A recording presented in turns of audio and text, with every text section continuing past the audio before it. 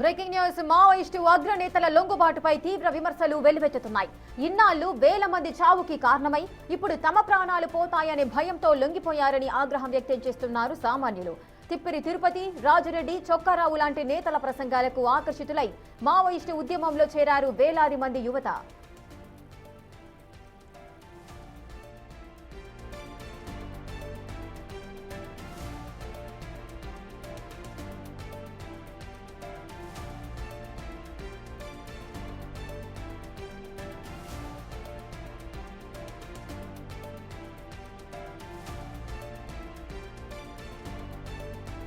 అణగారిన వర్గాల తరఫున పోరాడదామని పిలుపునిస్తే కుటుంబాలను వదిలి అడవి బాట పట్టారు. తాము సురక్షిత ప్రాంతాల్లో ఉండి మిగిలిన వారిని పోలీసులతో యుద్ధానికి పంపారు మావోయిస్టు అగ్రనేతలు. అనేక ఎన్కౌంటర్లలో ప్రాణాలు కోల్పోయారు ఇతర చోటా మోటా మావోయిస్టులు.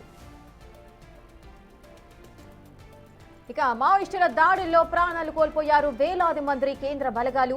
అనేక మంది పొలిటికల్ లీడర్లని కాల్చి చంపారు మావోయిస్టులు. మరి మావోయిస్టులకి వ్యతిరేకంగా పోరాడిన వేల మంది సర్వాజుడం కార్యకర్తల్ని చంపారు మావోయిస్టులు. ఇన్ఫార్మర్ల నెపంతో ఈ మావోయిస్టులు అనేక మందిని కాల్చి చంపిన పరిస్థితులు కూడా ఉన్నాయి.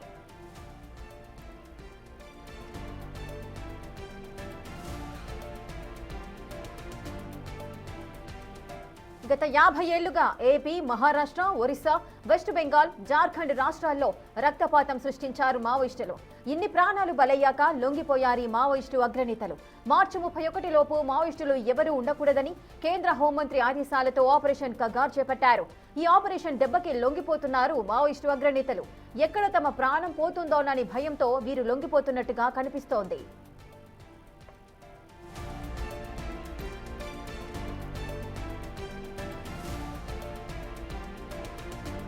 మరి ఇన్నాళ్ళు మీ వల్ల ప్రాణాలు కోల్పోయిన మావోయిస్టు, పోలీసు కుటుంబాల పరిస్థితి ఏంటి? సల్వాజుడు సభ్యుల కుటుంబాలకు సమాధానం చెప్పేదెవరు అన్న విమర్శలు వినిపిస్తున్నాయి. 2004 శాంతి చర్చల సమయంలోనే ఆయుధం వదిలేసుంటే ఇంత రక్తపాతం జరిగేదా అన్న ప్రశ్న కూడా వినిపిస్తోంది. 20 ఏళ్ల క్రితమే జనజీవన స్రవంతిలోకి వచ్చుంటే ఇన్ని ప్రాణాలు పోయుండేవా అని నిలదీస్తున్నారు ప్రతి ఒక్కరూ. ఇన్నాళ్ళు తుపాకీ పట్టి మావోయిస్టులు సాధించిందేంటి అన్న క్వశ్చన్ రైజ్ అవుతోంది.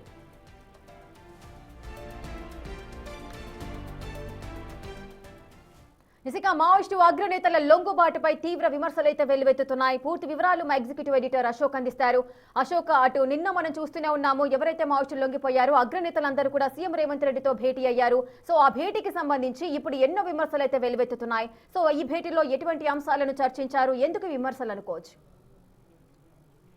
ప్రస్తుతం మావోయిస్ట్ అగ్రనేతలంతా కూడా లొంగిపోయిన తర్వాత ఒక స్టేట్మెంట్ ఇచ్చారు. త్వరలో రాజకీయాల్లోకి అడుగు పెట్టబోతున్నాం అని. ఇక్కడ నుంచే విమర్శల పరంపర అనేది మొదలవుతోంది. పర్టికులర్గా మావోయిజాన్ని, మావోయిస్టు ఉద్యమాన్ని, మావోయిస్టు సంస్థల్ని, వాళ్ళకి సపోర్ట్ చేసే ఆర్గనైజేషన్ అన్నింటినీ కూడా కేంద్ర రాష్ట్ర ప్రభుత్వాలు నిషేధించినప్పటికీ కూడా ప్రజలందరిలో మావోయిస్టులు అంటే ఒక మంచి భావన ఉండేది. వీళ్ళందరూ మన కోసమే ప్రాణాలను త్యాగం చేసి, కుటుంబాలను వదిలిపెట్టి, అడవి బాట పట్టి పోరాటం చేస్తున్నారు, మన హక్కుల కోసం, మన కోసమే పనిచేస్తున్నారు అన్న ఫీలింగ్ మావోయిస్టుల మీద మంచి ఒపీనియన్ ఉండేది. కానీ ఎప్పుడైతే వీళ్ళు ప్రాణభయంతో లొంగిపోయారో, లొంగిపోయినప్పటి నుంచి కూడా మావోయిస్టుల మీద ఉన్న మంచి భావన అనేది పూర్తిగా పక్క వెళ్ళిపోయిన పరిస్థితి ఏర్పడింది. ఎందుకు అంటే అనేక మంది చావులకు కారణమై అనేక మందిని చంపి ఇప్పుడు మీ చావు మీ దాకా వచ్చేటప్పటికి మిమ్మల్ని చంపేస్తారన్న భయంతో లొంగుబాటు అనే కార్యక్రమం ద్వారా జనజీవన స్రవంతిలోకి వచ్చేసి ఇవాళ సుఖవంతమైన జీవితాన్ని మీరు అనుభవిస్తారు. కానీ మీ వల్ల, మీరు రెచ్చగొట్టడం వల్ల ఉద్యమంలో చేరిన వాళ్ళ పరిస్థితి ఏంటి,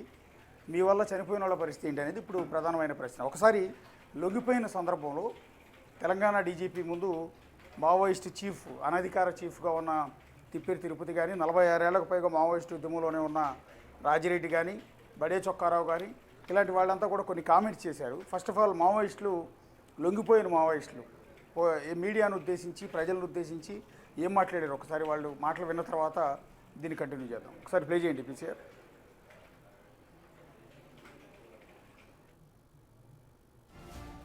రీత్యా నేను రహస్య జీవితాన్ని వదిలి బహిరంగ జీవితంలోకి రావాలని నిర్ణయం తీసుకున్నాను.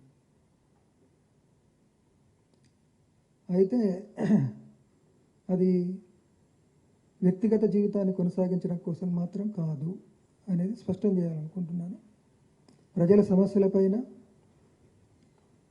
చట్టబద్ధ పద్ధతుల్లో, అంటే లీగల్ ఫ్రేమ్వర్క్లో పనిచేయాలని నిర్ణయించుకున్నాను నేను.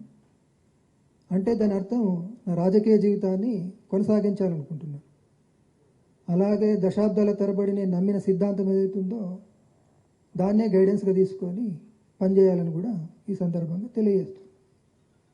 మీరు అడిగే విషయాలన్నింటికీ సమగ్రంగా వివరంగా చెప్పడం అనేటువంటిది సాధ్యం కాని స్థితి. అలాంటి స్థితిలో నేను ఏ ఒక్క వాక్యం మాట్లాడినా అది అపార్థాలకు, అపోహాలకు, అనవసరపు చర్చలకు దారితీస్తుంది.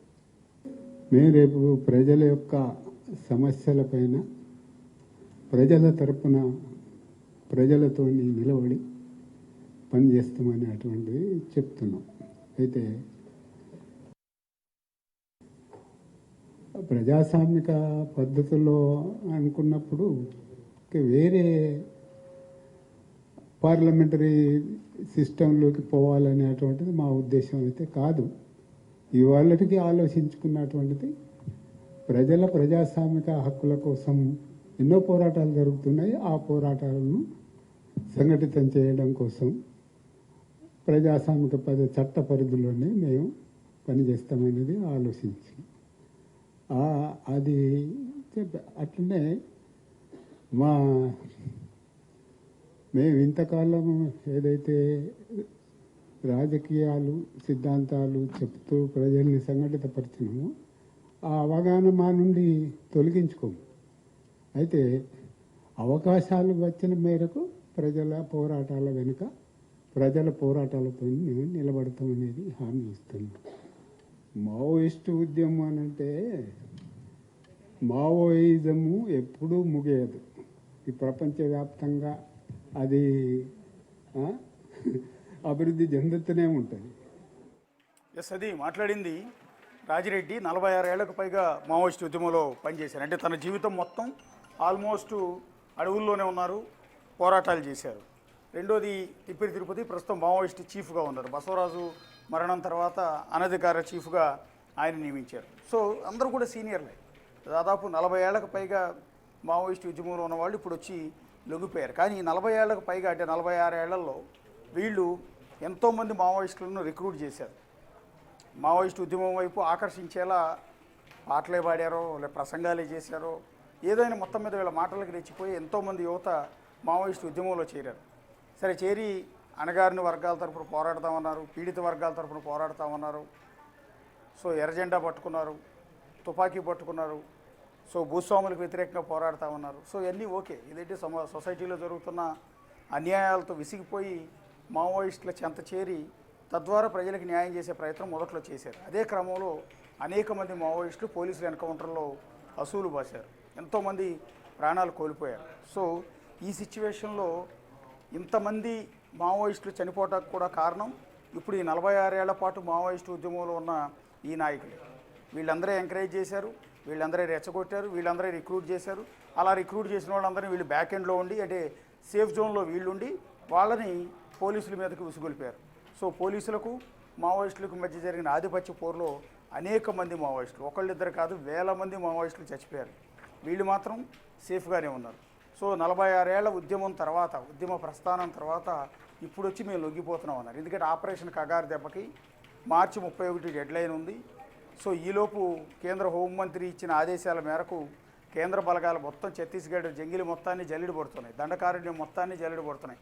అబూజ్బండ్ నుంచి నారాయణపూర్ వరకు, బిజాపూర్ నుంచి సుక్మా వరకు ఎక్కడ చూసినా కూడా కేంద్ర బలగాలు కంప్లీట్ అడవిని జల్లెడ పడుతున్నాయి. ఎక్కడెక్కడ మావోయిస్టులందరినీ ఏరు వేస్తున్నాయి. వరుస ఎన్కౌంటర్లు జరుగుతున్నాయి.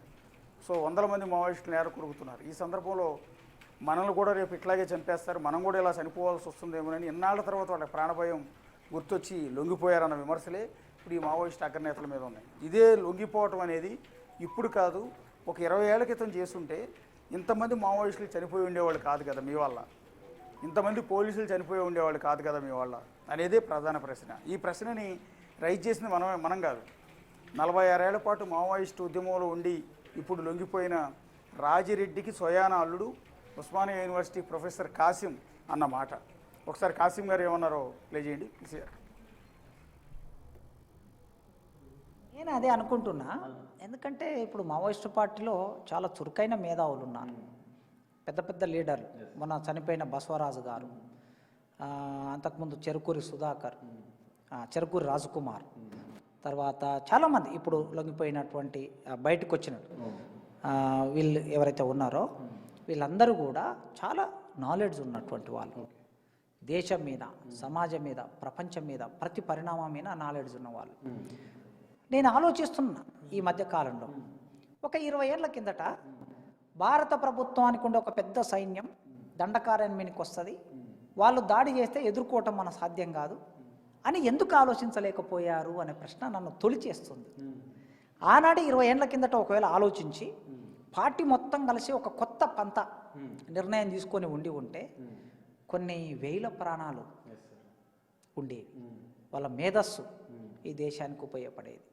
కనుక మరి వాళ్ళు సరిగ్గా ఈ దేశాన్ని, దేశంలో ఉండే విధానాలని, ప్రభుత్వ విధానాలని, తర్వాత సైన్యాన్ని, ప్రభుత్వ సైన్యాన్ని, సైన్యం యొక్క నియంతృత్వ పద్ధతులని, ఏం జరగబోతుందనే విషయం సరిగ్గా అంచనా వేయలేదనే.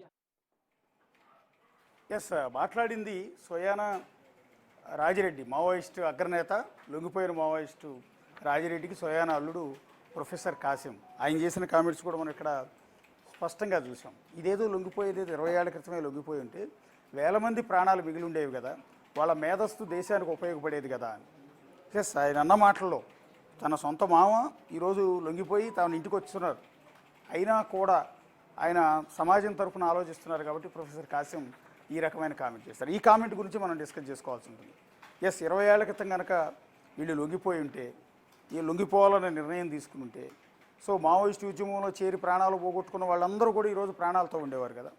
అలాగే మావోయిస్టులు ఎదురుదాడులు చేసి ఎంతోమంది సిఆర్పిఎఫ్ జవాన్లని, బిఎస్ఎఫ్ జవాన్లని, లోకల్ పోలీసుల్ని హతమార్చారు కదా. చాలామందికి మావోయిస్టుల దాడుల్లో కాళ్ళు చేతులు కోల్పోయి ఈ రోజుకి వాళ్ళు నడవలేని స్థితిలో ఉన్న పోలీసులు ఉన్నారు ఎంతోమంది.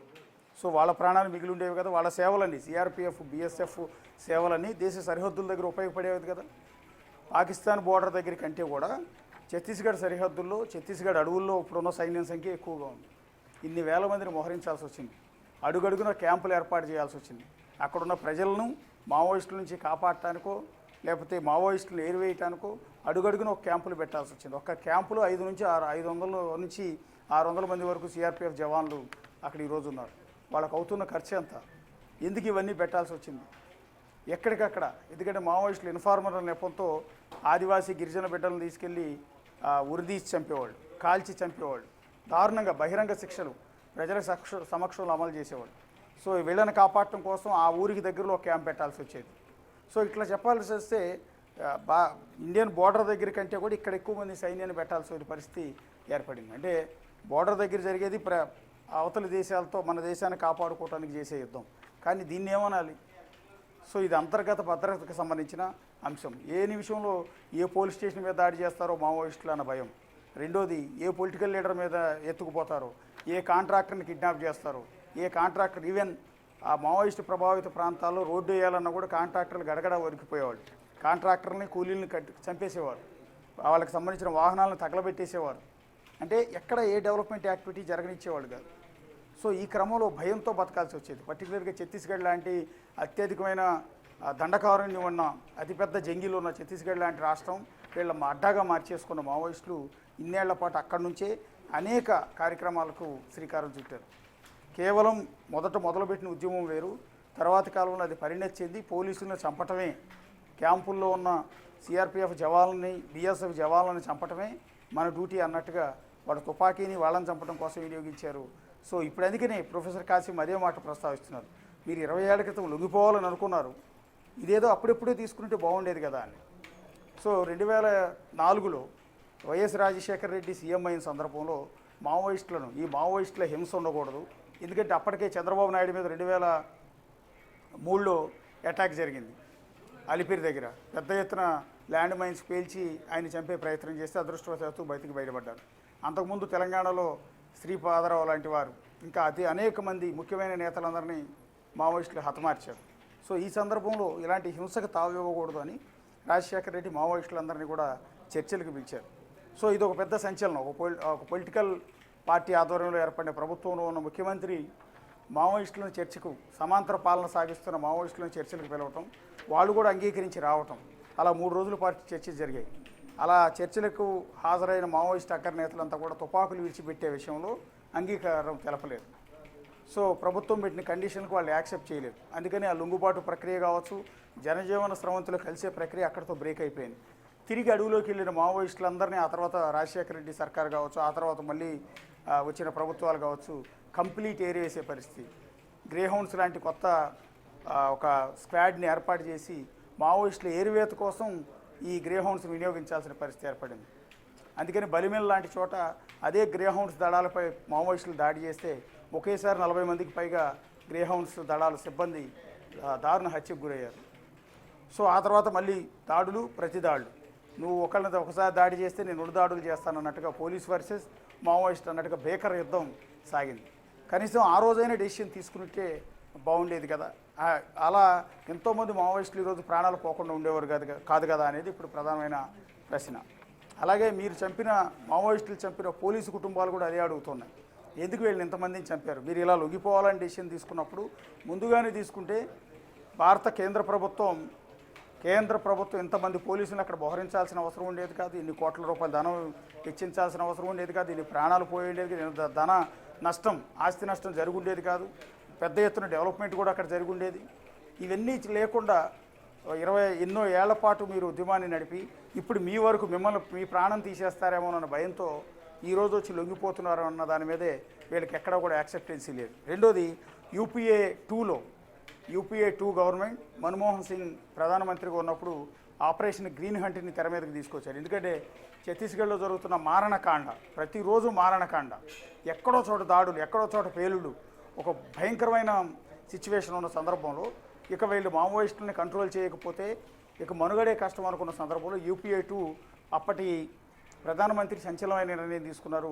ఆపరేషన్ గ్రీన్ హంట్ పేరుతో కేంద్ర బలగాలని ఛత్తీస్గఢ్ అడవుల్లోకి పంపించారు.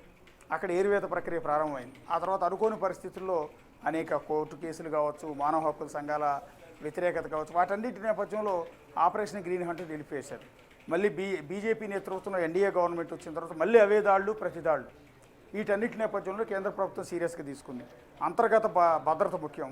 బోర్డర్ దగ్గర యుద్ధం చేయొచ్చు, కానీ అంతర్గతంగా దేశం వెలుపల యుద్ధం చేయటం ఏంటి, ఇంది ప్రాణాలు పోవటం ఏంటి, దీన్ని ఎక్కడో చోట బ్రేక్ వేయాలి, పూర్తిగా సమూలంగా దాన్ని ఏరివేయాలన్న ఉద్దేశంతో అమిత్ షా కావచ్చు, నరేంద్ర మోడీ కావచ్చు ఆపరేషన్ కగార్కి పిలుపునిచ్చారు. అందుకని వేల మంది కేంద్ర బలగాలను మళ్ళీ అడవుల బాట పంపించారు. మావోయిస్టులు ఏరువేత లక్ష్యంగా ఒక డెడ్ లైన్ పెట్టారు, మార్చి 31 కల్లా ఏరివేయాలని. సో ఈ ఏరువేత ప్రక్రియలోనే మళ్ళీ అనేక మంది మావోయిస్ట్ అగ్రనేతల ప్రాణాలు కోల్పోయారు. మావోయిస్ట్ చీఫ్ అయిన బసవరాజు లాంటి వాళ్ళు హతమయ్యారు, హిడ్మా లాంటి వాళ్ళు హతమయ్యారు.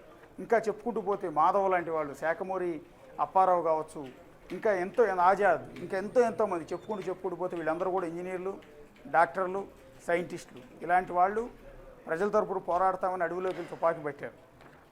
వాళ్ళందరూ ప్రాణాలు కోల్పోయారు. అదే కనుక వాళ్ళు సొసైటీలో బతికుండి ఉంటే వాళ్ళ సేవలు సమాజానికి ఉపయోగపడేవి కదా అనేది ఇప్పుడు అసలైన ప్రశ్న. ఆపరేషన్ గ్రీన్ హంట్ వచ్చినప్పుడు కూడా ఆపరేషన్ గ్రీన్ హంట్ ఆపేసే ప్రయత్నం చేశారు తప్ప ఆ రోజు లొంగిపోవాలని నిర్ణయం తీసుకోవాలి. 2004 చర్చలకు పిలిచినప్పుడు లొంగిపోవాలని నిర్ణయం తీసుకోవాలి. ఎప్పుడైతే అటు వెస్ట్ బెంగాల్ గవర్నమెంట్ మావోయిస్టులను ఉక్కుపాదంతో అంచివేసిందో అక్కడ మల్లోజుల వేణుగోపాలరావు సోదరుడు కిషన్జీ, మల్లోజుల కోటేశ్వరరావు సంథింగ్ కిషన్జీ అనేవారు, ఆయన కూడా మావోయిస్ట్ అగ్రనేత.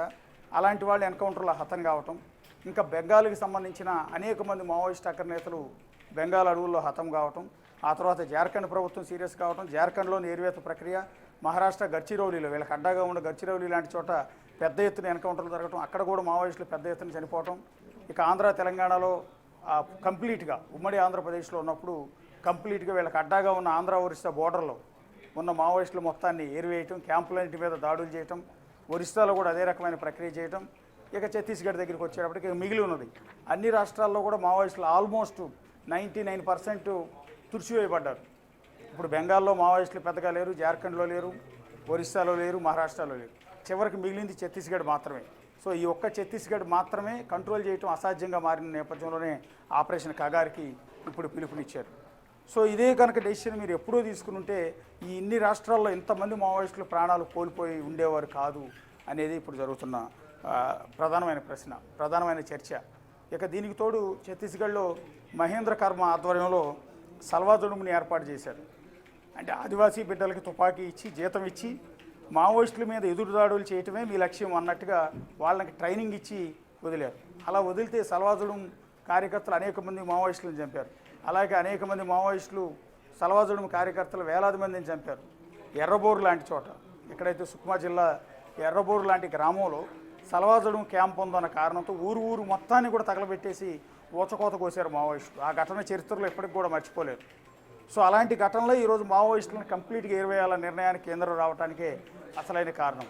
ఆ రోజు ఎర్రబోరు ఘటనలో చిన్న పిల్లలను కూడా వదిలిపెట్టకుండా అత్యంత కిరాతకంగా చంపేశారు మావోయిస్టులు. సల్వాజుడుం ఆదివాసీ బిడ్డలు, వాళ్ళందరూ పోలీసులు కూడా కాదు. ఆ తర్వాత సల్వాజుడుంని సుప్రీంకోర్టు నిషేధించింది, అది వేరే విషయం. కానీ ఆ రోజు సల్వాజుడుం మీకు మీద దాడికి వచ్చారన్న కారణంతో ఈ అనేక వేల మంది సల్వాజుడుం టీం మెంబర్స్ని హత్య చేశారు మావోయిస్టులు. ఇక ఇన్ఫార్మర్లు, కొరియర్ల పేరుతో ఇంకెంతో మందిని చంపేశారు. ఇంకా అనేక మంది ఈ మధ్యకాలంలో కూడా ఆల్మోస్ట్ 2014, 2019లో చంద్రబాబు నాయుడు సీఎంగా ఉన్నప్పుడు అరకు ఎమ్మెల్యేని, మాజీ ఎమ్మెల్యేని కిడార్ సర్వేశ్వర సంథింగ్ ఆయన్ని, అంతకుముందున్న ఎమ్మెల్యేలు ఇద్దరిని కూడా అత్యంత దారుణంగా వచ్చి చంపేశారు. సో ఇలాంటి ఘటనలు చూసిన తర్వాత ఎవరికైనా కూడా ఏంటి వీళ్ళ వల్ల ఉపయోగం, అంటే చంపటమే లక్ష్యమా, పొలిటికల్ లీడర్లని చంపటమే లక్ష్యమా, పోలీసులను చంపడమే లక్ష్యమే అనుకున్న క్రమంలో ఏం సాధించారు మావోయిస్టుల వల్ల ఉపయోగం ఏంటి అనుకున్న క్రమంలో రిక్రూట్మెంట్ ఆగిపోయింది. ఆదివాసీ బిడ్డలు కూడా మావోయిస్టులకు ఎదురు తిరిగే పరిస్థితి ఏర్పడింది. ఆయుధాల సరఫరా నిలిచిపోయింది. ఎందుకంటే ఛత్తీస్గఢ్ అడవులు మొత్తం జల్లెడ పట్టడం, ఆయుధాల సరఫరా నిలిచిపోయింది. ఎక్కడికక్కడ ఏరివేస్తూ ఉన్నారు, జల్లెడ పడుతూ ఉన్నారు. డ్రోన్లు, అత్యాధునిక టెక్నాలజీతో డ్రోన్లను పంపి మావోయిస్టుల క్యాంపులు మొత్తాన్ని నిర్వీర్యం చేస్తూ ఉన్నారు. ఇలాంటి క్రమంలోనే ఉద్యమాన్ని ముందుండి నడిపించే ఆర్కే లాంటి వాళ్ళు కూడా అనారోగ్యంతో చచ్చిపోయారు. ఇంకెంతతో మావోయిస్టు లీడర్లు, మావోయిస్టు కమాండర్లు మొత్తం హతమయ్యారు.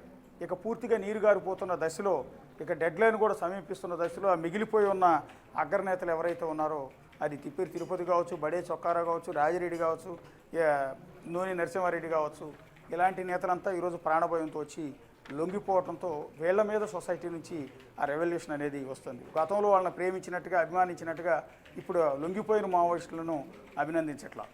మీరు ఈరోజు ఇంతమంది ప్రాణాలు పోవటానికి కారణమైన మీరు ఈరోజు వచ్చి మేము లొంగిపోతాం అనగానే మీ మీద ఉన్న కేసులన్నీ ఎత్తేసి మిమ్మల్ని నిర్దోషులుగా, ఏ తప్పు చేయని వారిగా మిమ్మల్ని వదిలేస్తే రేపటి నుంచి మీరు ఏసీ కారులో తిరుగుతానంటే ఎలా యాక్సెప్ట్ చేస్తామనేది ఇప్పుడు రైజ్ అవుతున్న ప్రధానమైన ప్రశ్న. ఇప్పుడు మావోయిస్టులు చంపిన వాళ్ళు మావోయిస్టుల చేతిలో లేకపోతే పోలీసుల చేతిలో మావోయిస్టులు చచ్చిపోయారు, మధ్యలో సివిలియన్స్ ఎంతమంది చచ్చిపోయారు అనేది ఒకసారి చూస్తే 2004లో 466 మంది సివిలియన్స్ని చంపారు మావోయిస్టులు. కానీ పోలీసుల దాడుల్లో కానీ చచ్చిపోయిన వాళ్ళు 466 మంది దేశవ్యాప్తంగా. సెక్యూరిటీ ఫోర్సెస్ 100 మంది చచ్చిపోయారు. మావోయిస్టులు 87 మంది చచ్చిపోయారు. టోటల్గా 653 ప్రాణాలు పోయాయి 2004లో.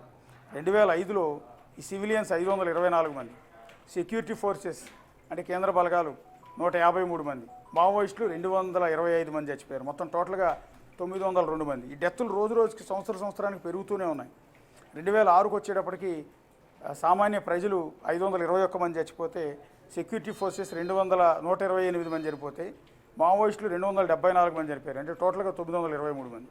2007లో సివిలియన్స్ 460 మంది చచ్చిపోయారు, సెక్యూరిటీ ఫోర్సెస్ 218 మంది, మావోయిస్టులు 141 మంది, మొత్తం 819. ఇలా చూసుకుంటే ఫిగర్స్ అన్నీ కూడా 2017కు వచ్చేటప్పటికి సివిలియన్స్ 188 మంది, సెక్యూరిటీ ఫోర్సెస్ 74 మంది. మీరు చెప్తున్నట్టుగానే ఆ లెక్కల ప్రకారం మనం బిగ్ టీవీ స్క్రీన్ పైన కూడా ఆ లిస్ట్ మనం చూస్తున్నాము. అటు 2004 నుంచి కూడా 2014, 2026. సో అంటే ఇన్ని సంవత్సరాల నుంచి కూడా ఎక్కువ లిస్టులో మనం చూసినట్లయితే ఎక్కువ మంది ప్రజలే ప్రాణాలు కోల్పోయిన పరిస్థితి నెలకొంటున్నాయి. సాధారణంగా మావోయిస్టుల యొక్క లక్ష్యం ఏంటి అంటే ఏం చెప్తారు? సో వాళ్ళు ఏంటంటే అణగారిన వర్గాలకు న్యాయం చేయడం కోసం, ఎవరికైతే న్యాయం జరగట్లేదో వారందరికీ న్యాయం చేయాలి, వీరందరూ వర్గాలకు సంబంధించి ఎవరైతే ఇలాంటి అన్యాయానికి బలవుతున్నారో పేద ప్రజలకు న్యాయం చేయడం కోసం అంటూ కూడా మావోయిస్టుల లక్ష్యాన్ని ముందుంచుకొని వారు పోరాటం అయితే చేస్తుంటారు. ఇప్పుడు ఆపరేషన్ కగార్ వల్లనే ప్రజలంతా కూడా ఎవరైతే మావోయిస్టులు లొంగిపోయారో వారందరికీ ఆపోజిట్గా వారి యొక్క గళాన్ని అయితే వినిపిస్తున్నారు. ఒకవేళ ఆపరేషన్ కగారే లేనట్లయితే ఈ ఎవరైతే లొంగిపోయారో అగ్రవర్గాలకు సంబంధించిన, లేదంటే ఇప్పుడు అగ్రవర్ణాల మావోయిస్టుల అగ్రనేతలందరికీ కూడా ఇప్పుడు లొంగిపోయే పరిస్థితి ఉండేది కాదు కదా అని అనుకోవచ్చు కదా. ఖచ్చితంగా కేవలం ఆపరేషన్ కగారు లేకపోతే మావోయిస్టులు ఇలాగే కంటిన్యూ అయ్యేవారు, ఇలాగే రోజు డెత్లన్నీ కూడా చూడాల్సి వచ్చేది. ఇప్పుడు 2009లో చూస్తే 1127 మంది చచ్చిపోయారు అధికారిక రికార్డుల ప్రకారం. 2010లో 1170 మంది చచ్చిపోయారు. హైయెస్ట్ ఈ 2009, 2010లో చనిపోయారు. లాస్ట్కి వచ్చేటప్పటికంటే ఆపరేషన్ కగార్ స్టార్ట్ అయ్యేటప్పటికి 2024, 2025లో చూస్తే టోటల్గా సివిలియన్స్ 26 మంది 2024లో, 31 మంది సెక్యూరిటీ ఫోర్సెస్, 219 మంది మావోయిస్టులు, టోటల్గా 276 మంది. ఈ ఫిగర్ తగ్గుతూ వచ్చింది. మొదట్లో 600 నుంచి మొదలై 1200, 1300 వరకు వెళ్ళిన ఆ డెత్ సంఖ్య చివరికి ఆపరేషన్ కగార్ స్టార్ట్ అయినాక కంప్లీట్ తగ్గిపోయింది. 276 మాత్రమే. 2025 నాటికి సివిలియన్స్ 18 మంది మాత్రమే చనిపోయారు. ఎందుకంటే సెక్యూరిటీ ఫోర్సెస్ మొత్తం సెక్యూరిటీ ఇప్పించడం కావచ్చు, వీళ్ళు మావోయిస్టుల ఏరివేత ప్రక్రియ లాస్ట్ ఇయర్ మొత్తం స్పీడప్ అయింది కాబట్టి సివిలియన్స్ మరణాల సంఖ్య చాలా తగ్గిపోయింది. సెక్యూరిటీ ఫోర్సెస్ కూడా 20 మంది చనిపోయారు. 255 మంది మావోయిస్టులు చచ్చిపోయారు లాస్ట్ ఇయర్. మొత్తం టోటల్గా చనిపోయిన వాళ్ళ సంఖ్య 293. ఇలా తగ్గుతూ వచ్చింది. సో ఇదంతా కూడా ఇవాళ ఆపరేషన్ కగార్ అనేది పిలుపునివ్వకపోతే, ఇవాళ మావోయిస్టు ఉద్యమాన్ని అంచకపోతే ఇక ఛత్తీస్గఢ్ రాష్ట్రానికి భవిష్యత్తు ఉండదు, డెవలప్మెంట్లో ముందుకు వెళ్ళలేమని కేంద్ర ప్రభుత్వం భావించింది. అందుకనే ఇంత పెద్ద ఎత్తున ఫోర్స్ఫుల్గా మావోయిస్టు ఉద్యమాన్ని కంప్లీట్ ఏరేసే ప్రక్రియకి శ్రీకారం చుట్టింది. ఎందుకంటే బోర్డర్లో అటు పాకిస్తాన్తో, చైనాతో మనకు తీవ్రమైన ఇబ్బందులు ఉన్నాయి. ఈ రోజు కూడా మనం ప్రతిరోజు మన సైనికులు అక్కడ చనిపోతూనే ఉన్నారు ఈ 2 దేశాలతో పోరాడే క్రమంలో. పర్టికులర్గా చైనా కంటే కూడా పాకిస్తాన్తో నిత్యం మనం పోరాటం జరుగుతూనే ఉంది. ఇప్పుడు బంగ్లాదేశ్ బోర్డర్లో కూడా అదే రకమైన తలనొప్పులు మొదలయ్యాయి. సరే, వేరే దేశాల సరిహద్దుల్లో మన సైన్యాన్ని మోహరించడం, మన దేశాన్ని కాపాడుకోవటానికి అక్కడ పోరాటం అనేది సహజం, తప్పేం లేదు. కానీ అంతర్గతంగా దేశంలోనే ఉంటూ ఈ నక్సలైట్ల ఉద్యమం పేరుతో, మావోయిస్టు ఉద్యమం పేరుతో అరాచకాలకు పాల్పడుతుంటే, ప్రభుత్వ ఆస్తులు ధ్వంసం చేస్తూ, ప్రభుత్వ ఉద్యోగులను చంపుతూ, పోలీసులను చంపుతూ, పొలిటికల్ లీడర్లను చంపుతూ, సామాన్య ప్రజల్ని చంపుతూ ఉంటే చూస్తూ ఎందుకు ఊరుకోవాలి? ముందు అంతర్గత భద్రత మీద దృష్టి పెడదాం. అంతర్గత భద్రత కరెక్ట్ అయిన తర్వాత మిగిలిన అంశాలు ముందుకెళ్దాం, డెవలప్మెంట్ దిశగా ముందుకెళ్దామని కేంద్ర ప్రభుత్వం నిర్ణయం తీసుకుంది. కాబట్టి ఇంత సంచలనం అంటే ఇక మావోయిస్టు ఉద్యమానికి ఎండ్ పడుతుంది. మావోయిస్టు ఉద్యమం స్టార్ట్ అయినప్పుడు మనం ఎవరూ లేవు, ఈ జనరేషన్లో ఉన్న వాళ్ళు ఎవరు కూడా బహుశా చూసి ఉండరు. కానీ మావోయిస్టు ఉద్యమం కంప్లీట్గా తుడిచిపెట్టుకుపోతున్న, అంతమైపోతున్న దశలో ప్రస్తుతం మనం ఉన్నాం. అది మార్చి 31 నాటికి కేంద్ర హోంమంత్రి అమిత్ షా ఇదే ప్రకటన చేయబోతూ ఉన్నారు. ఎస్ అశోక్, ఇంకా ఆపరేషన్ కగార్ ముగియడానికి నెల రోజుల సమయం ఉన్న నేపథ్యంలో మావోయిస్టులంతా కూడా ఇంకా లొంగిపోయే అవకాశాలు ఎక్కువగా ఉన్నాయనుకోవచ్చా? ఎందుకంటే అగ్రనేతలంతా కూడా లొంగిపోయారు కాబట్టి. పెద్దగా ఎవరు లేరండి. మొన్న తెలంగాణ డీజీపీ చూపించిన దాని ప్రకారం చూసినా తెలంగాణలో పుట్టిన, అంటే తెలంగాణకు సంబంధించిన మావోయిస్టులు ఇంకా కేవలం 11 మంది మాత్రమే ఉన్నారు. అందులో గణపతి భార్య, అంటే ఆవిడ కూడా ఓల్డేజ్ అయి ఉంటారు, ఆవిడతో పాటు 6 మహిళలే ఉన్నారు. సో వీళ్ళు ఇకపైన మావోయిస్టు ఉద్యమాన్ని ముందుకు తీసుకెళ్లే అవకాశం లేదు. సో ఆల్రెడీ వాళ్ళు కూడా రూట్ క్లియర్ చేసుకునే ప్రయత్నాల్లో ఉన్నారు. ఛత్తీస్గఢ్లో ఉన్న మావోయిస్టు అగ్రనేతలు కూడా అందరూ కూడా చనిపోయారు. ఆల్మోస్ట్ 1-2 నేతలు మాత్రమే ఉన్నారు. సో వాళ్ళు ఉద్యమాన్ని లీడ్ చేయటం అనేది, ఇక్కడ లీడ్ చేయటం కాదు, ఆల్రెడీ వరుస ఎన్కౌంటర్లో మావోయిస్టులో ఉన్న కీలకమైన నేతలు చనిపోయారు. మావోయిస్టు కింది స్థాయి కమాండర్లు అందరూ కూడా అంతా కూడా చనిపోయారు. చనిపోయిన తరుణంలో రిక్రూట్మెంట్ అంటూ ఎక్కడా కూడా ఏమీ లేదు. సో రిక్రూట్మెంట్ లేనప్పుడు మావోయిస్టు ఉద్యమాన్ని ముందుకు తీసుకెళ్ళడం అనేది అసాధ్యం. కాబట్టి కంప్లీట్గా ఇంకా నెల రోజులు టైం ఉండకపోవచ్చు. ఆల్మోస్ట్ రానున్న 10-15 రోజుల్లోనే కంప్లీట్ అనౌన్స్మెంట్ కూడా వచ్చే అవకాశం ఉంటుంది. Right, thank you Ashok, thanks for the details. Right, అటు మావోయిస్టు అగ్రనేతల లొంగుబాటుపై అయితే తీవ్ర విమర్శలు అయితే వెల్లువెత్తుతున్నాయి. అయితే ఇన్నాళ్ళు వేల మంది చావుకి కారణమై ఎప్పుడు తమ ప్రాణాలు పోతాయనే భయంతో అగ్రనేతలు లొంగిపోవడాన్ని ప్రజలైతే అసహించుకుంటున్న పరిస్థితులు నెలకొన్నాయి. అటు తిప్పిరి తిరుపతి, రాజిరెడ్డి, చొక్కారావు లాంటి నేతల ప్రసంగాలకు ఎంతో మంది మావోయిస్టు ఉద్యమంలో చేరారు. అటువంటి అణగారిన వర్గాల తరఫున పోరాడదామని పిలుపునిస్తే ఎంతో మంది కుటుంబాలను వదిలి కూడా అడవి బాట పట్టిన పరిస్థితులున్నాయి. మరి తాము సురక్షిత ప్రాంతాల్లో ఉండి మిగిలిన వారిని పోలీసులతో యుద్ధానికి పంపారు మావోయిస్టు అగ్రనేతలు. ఇక అనేక ఎన్కౌంటర్లో ప్రాణాలు కోల్పోయారు. ఇన్ని ప్రాణాలు కోల్పోయాక ఇప్పుడు ఆపరేషన్ కగార్ పేరుతో చేపట్టిన ఈ ఉద్యమానికి సంబంధించి కూడా అగ్రనేతలు ఇప్పుడు లొంగిపోవడాన్ని ప్రజలంతా కూడా తీవ్రంగా వ్యతిరేకిస్తున్న పరిస్థితులు నెలకొన్నాయి.